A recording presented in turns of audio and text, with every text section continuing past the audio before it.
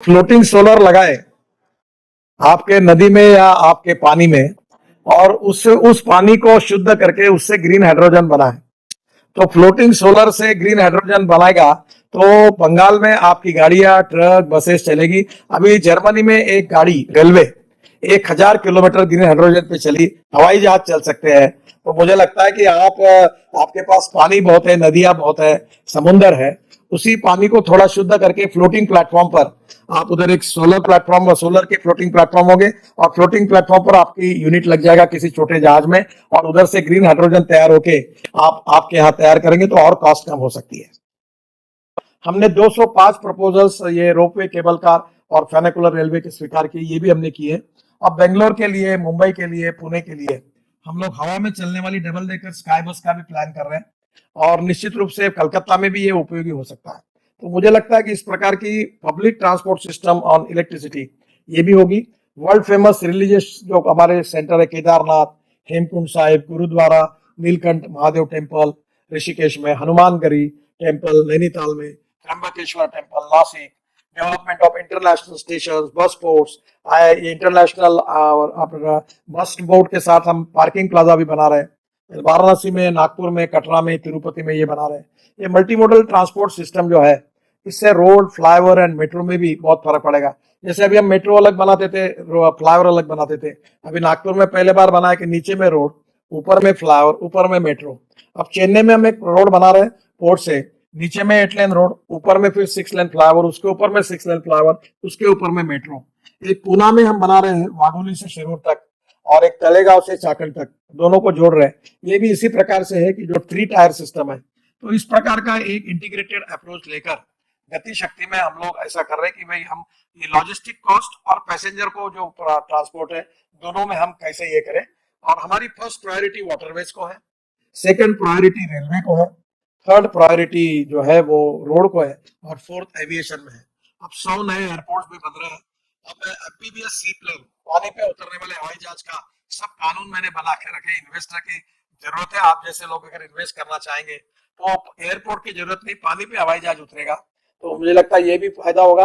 कलकत्ता जैसे जगह पर अभी हावरक्राफ्ट लाए, तो सी प्लेन के साथ हावरक्राफ्ट भी ट्रांसपोर्ट के लिए इधर से उधर अगर हम यूज करेंगे तो ट्रांसपोर्ट में काफी अच्छा फायदा हो सकता है। वाराणसी से हल्दिया तक आप क्रूज टूरिज्म शुरू कर सकते हैं, ऑलरेडी शुरू है। मुझे लगता है कि इसमें आप इन्वेस्ट करिए, और निश्चित रूप से हल्दिया से बंगाल के खाड़ी तक और फिर बांग्लादेश तक, मोंगला बंदरगाह तक ड्रेजिंग हमने किया है। मुझे लगता है कि इन सब इसमें डेवलपमेंट में अगर प्राइवेट पब्लिक इन्वेस्टमेंट आएगी तो बड़े प्रमाण पर यह सपना जल्दी ही पूरा होगा। देखिए, हमारे देश में पेट्रोलियम प्रोडक्ट्स का इंपोर्ट 16 लाख करोड़ का है। इसके कारण बहुत बड़ा पोल्यूशन भी होता है, और 16 लाख करोड़ देश की इकोनॉमी से बाहर जाते हैं। तो मेरा आपसे एक सुझाव है कि इसमें सबसे इंपॉर्टेंट चीज ये है कि ये समुंदर है, और मैं ये चाहता हूं कि diversification of agriculture towards energy and power sector. तो हमारे देश में गन्ना बहुत लगता है, तो हम गन्ने के जूस से इथेनॉल बनाते हैं, फिर सी मोलाइसिस से इथेनॉल बनाते हैं, बीवी मोलाइसिस से इथेनॉल बनाते हैं। अभी ब्रोकन राइस और कॉर्न से भी हमने इथेनॉल बनाने की परमिशन दी है। आसाम में अभी हमने जो बाम्बू है उससे बायो इथेनॉल बनाया है। अभी हमने पानीपत में इंडियन ऑयल ने पराली जो जलाते हैं जिससे पोल्यूशन होता है, उससे हमने 1 lakh litre ethanol per day और 150 टन बायोबिट्यूमेन बनाया है। तो हम लोग import substitute, cost effective, pollution free और इंडिजिनियस। अब हमारे देश में पावर एनर्जी कौन सी अवेलेबल है? पहले तो इथेनॉल हम बनाएंगे, तो 1-2 लाख करोड़ की इकोनॉमी बनाएंगे। तो अभी मैं फ्लेक्स इंजन आ रहे हैं, मैं 28 तारीख को टोयोटो की जो कैमरी गाड़ी थी, वो आपको पता होगा, जो पेट्रोल और इलेक्ट्रिक पर चलती थी, 60% पेट्रोल और 40% इलेक्ट्रिसिटी। तो अभी हम वो गाड़ी जो है, मैं वो जो लॉन्च करने जा रहा हूँ, वो 100% बायो इथेनॉल पर चलेगी, और उससे 40% बिजली तैयार होगी। उनके इसी प्रकार के मॉडल आ रहे हैं। अब पेट्रोल की जरूरत नहीं। अब बजाज, टीवीएस और हीरो ने अपनी मोटरसाइकिल, स्कूटर बनाई है, जो ऑटो रिक्शा बनाई है, जो भी केवल बायो इथेनॉल पे चल सकती है 100%। तो अब इथेनॉल ये फ्यूल पेट्रोल को रिप्लेस कर सकता है। पर इसके साथ डीजल भी हमारे यहाँ है। तो हम लोग जो परली है, राइस स्ट्रॉ, इससे 5 टन परली से 1 टन बायो सीएनजी और बायो एलएनजी बना सकते हैं। जो कलकत्ता, बंगाल में राइस बहुत होता है, अब वो परली जला देते हैं। अब मुझे लगता है कि इससे अगर हम एलएनजी बनाएंगे तो वो एलएनजी सीएनजी पर हमारी गाड़ियां चलेगी। LNG is the fuel for the future. अभी मैंने 15 दिन पहले पुणे में एक ट्रक एलएनजी का लॉन्च किया, जो एक इसमें एक बैग फिलिंग में 1400 किलोमीटर चलता है। तो आप समझ लीजिए कि उसकी कॉस्ट 100 रुपए के डीजल के बजाय 40 रुपए का एलएनजी लगेगा, 50 से 60 रुपए की बचत होगी। तो एलएनजी के कारण लॉजिस्टिक कॉस्ट कम होगी। सबसे बड़ी बात है कि हमारे देश में अब बिजली हम तैयार करते हैं।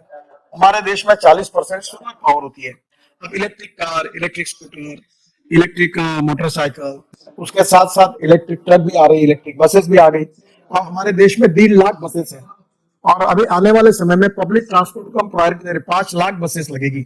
अब मैंने मुंबई में double decker electric bus launch की है।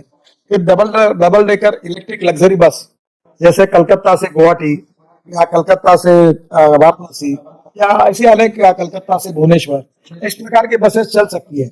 इससे क्या होगा, पोल्यूशन भी कम होगा और कॉस्ट भी कम होगी।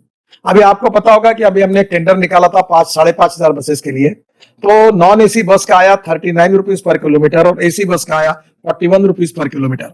और डीजल की बस जो आपकी बंगाल में चल रही है, जिसकी हालत बहुत खराब है, हॉर्न छोड़कर सब बचते हैं, तो वो बस की चलाने के लिए कम से कम 90 से 115 रुपए किलोमीटर खर्चा आता है।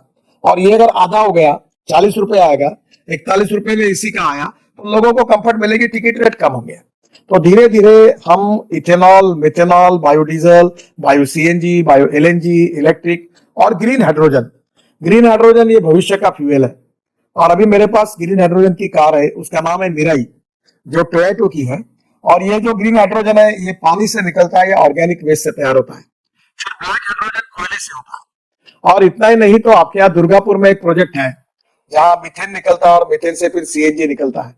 तो वैसे ही अब हमें ब्लैक हाइड्रोजन कोयले से, ब्राउन हाइड्रोजन पेट्रोलियम से और ग्रीन हाइड्रोजन पानी से या ऑर्गेनिक वेस्ट से।